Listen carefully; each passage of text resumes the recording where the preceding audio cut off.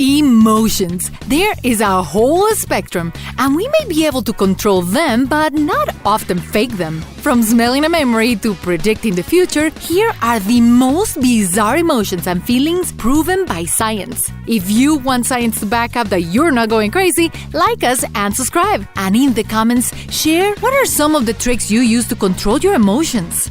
And for some extra fun, find our mascot Ned hiding throughout the video. Negative emotions are great for your health. There are countless opportunities for thoughts and feelings, either negative or positive, to pop into your head at all times. Well, we have been told for ages that being positive is the way to go, and that if we want to have a happy life, you must always be looking at things from the bright side. But wait, science actually came up with an interesting angle about negative emotions. A recent study suggested that being happy and positive is actually a result of being healthy, not the other way around. So don't feel bad if you are not as chirpy as the next person, you just may not be feeling good. Besides, if you're always so happy, how are you going to acknowledge your negative emotions?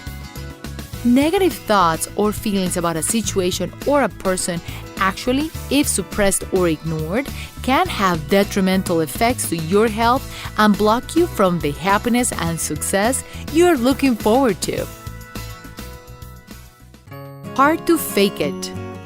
You may have had, at one point or another in your life, been guilty of faking a feeling or emotion.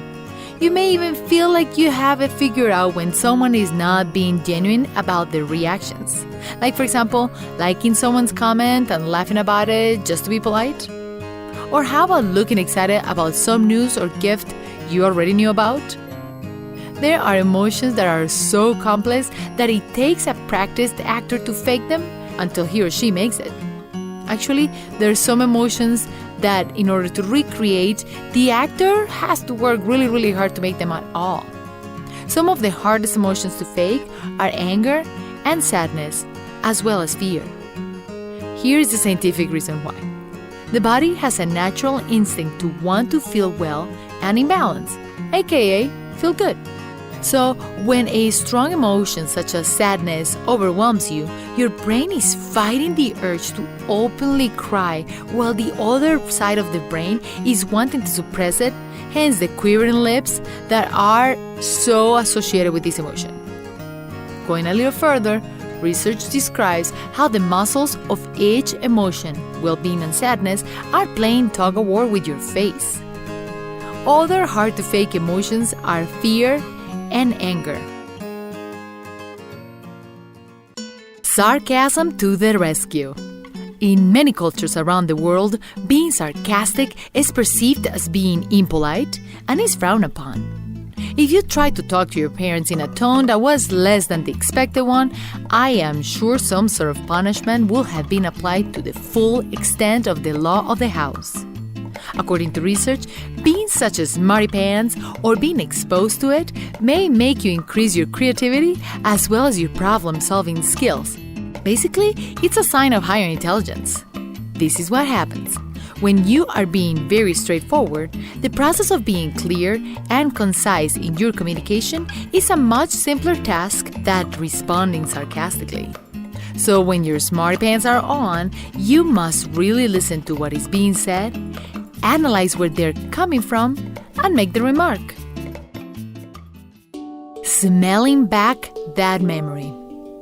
Have you ever woken up on a cold morning and the smell of coffee hovers in the air, and maybe even a faint smell of an apple pie recently baked hits your senses, bringing you back to a time when gathering with family and running outside as a child all floods you with emotions of that memory, and for a split second you are transported to that moment as if time stood still.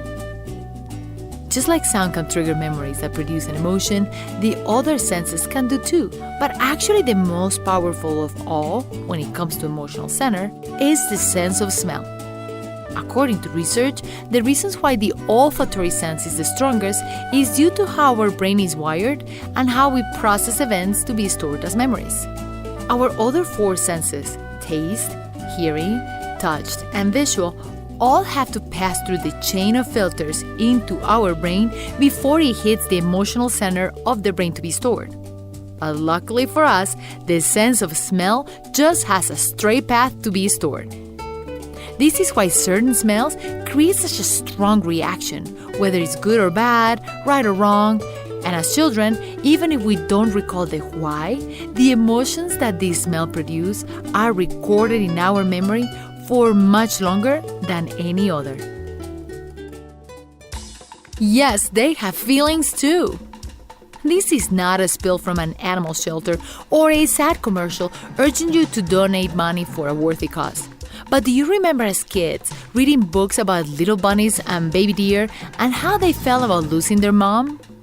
Or I am sure you have come across a story or seen a video of a pet who was so sad after the loss of his or her owner that the critter stopped eating at all. Going on the wilder side, there is evidence of elephants grieving and shedding tears over the loss of one of their members of the herd. The elephants will circle around the deceased animal and bury it. But even more fascinating, there are accounts of families of elephants traveling long distances to visit the grave of a lost loved one a couple of generations after the passing.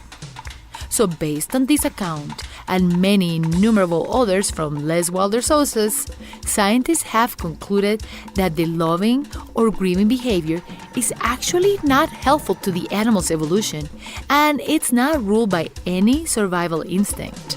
So based on that, it can be concluded that just like us, we are all emotional beings whose love and loss affect our behavior. So next time, you may want to apply the golden rule to all living critters. Treat them like you want to be treated. Who rules the moral compass? There are situations when we know something being done is wrong, like hitting someone or an animal, stealing, lying, and so forth. We have been told forever that our moral compass dictates our emotions towards an event or situation. You may get very upset when you see one person harming another, and based on science, we can now conclude that we all have it all wrong. It's not our morals telling us how we feel, but instead it's the other way around. How we feel is what dictates our moral judgment of the situation. Here's a better illustration to the research. They gathered a lot of people and noticed that when the image of a person hurting another or an animal was shown, 3 things happened. First, the brain processed the image and analyzed the reason for the violence, whether it was meant to be intentional, like a boxing match, or unintentional, like a car accident. The second layer of the process was then to react to it. Was it in disgust or anger, like when seeing an attacker hurt someone? Or when your favorite football player gets hit by the other team? And how about the other way around, when your favorite football player hits the other team? Basically, what emotions did they produce? Once those 2 steps were done, from whether it was an intentional or not, to what emotion it produced, the last step is now ready to hit the morality center of your brain. That is, whether the action was good, bad, right, or wrong. So now we know that our emotional response to a particular event is the one that dictates your morals. It kind of gives us some hope for humanity, doesn't it? Being emotionally predictive. So you may have heard a family member or even a friend said that they had a feeling about something. And I am sure in at least one occasion in your life, you just did not know why you felt the way you did about a situation, later to find out that perhaps you were right all along. You just didn't know why. Well, there is some science behind feeling what you know. This particular phenomenon, according to a research from Columbia University, it's called the oracle effect. And this is how it works. People who trust their feelings are said to be more accurate about their predictions. That includes anything from the winner of a presidential election and TV shows, how the stock market will fare next week, or even the weather. Bext explained the study suggests that the emotional system is capable of analyzing and organizing the information that we may not be conscious of. This is called the privilege window. Just like downloading the forecast via your emotions and actually being right. People who followed their emotional reactions to a subject or prediction did better than those who did not or even care about the subject. So next time you have a feeling about something, you may actually be right. Remember to click the bell icon after you subscribe so you can get instant notifications of all of our new videos. Thank you for watching this video. Ned and I really appreciate having you here with us today. Looking forward to reading your comments and subscribe if you want to know more about science and emotion connection. Thank you. Until next time.